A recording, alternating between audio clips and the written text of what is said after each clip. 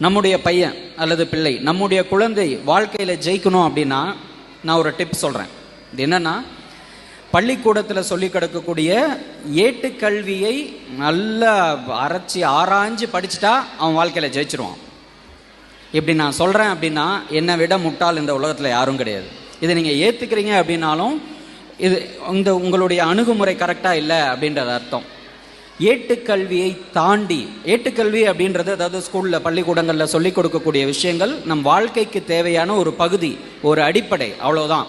ஆனால் நம்மளுடைய சமூகத்தில் அது மட்டும்தான் வாழ்க்கை, அது மட்டும்தான் கல்வி, அது மட்டும்தான் அவனுக்கு மகிழ்ச்சியை கொடுக்கும் அல்லது நம்முடைய பிள்ளைகளுக்கு எதிர்காலத்தில் அடுத்த கட்டத்திற்கு நகர்வதற்கான சூழலை கொடுக்கும் நினச்சிட்டு இருக்கிறது மிக மிக தவறான ஒரு விஷயம். அதை தாண்டி பல விஷயங்கள் நம்முடைய பிள்ளைகளுக்கு நாம் ஒரு முன்னுதாரணமாக நின்று சொல்லிக் கொடுக்க வேண்டிய சூழல் இருக்கும்.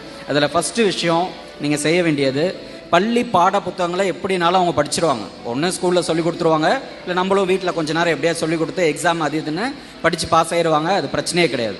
அதை தாண்டி நாம் கற்றுக்கொள்ள வேண்டியவை நிறைய நூல்களை படிக்கக்கூடிய ஒரு உள்ளுணர்வை, ஒரு உந்துதலை நம்முடைய பிள்ளைகளுக்கு சொல்லிக் கொடுக்கணும். சுற்றுச்சூழலை பற்றி தெரியணும், இப்போ இருக்கக்கூடிய சூழலில் அரசியலை பற்றி தெரியணும், சேமிப்பை பற்றி தெரியணும், நம்முடைய எக்கனாமிக்ஸ் பற்றி தெரியணும். எல்லாமே அவங்க போய் பிற்காலத்தில் கற்றுக்குவாங்கன்ற கிடையாது. ஒவ்வொரு விஷயத்தினுடைய அடிப்படையை நாம் கற்றுக் கொடுக்க வேண்டும். அதற்கு நமக்கு உறுதுணையாக இருப்பவை நூல்கள்.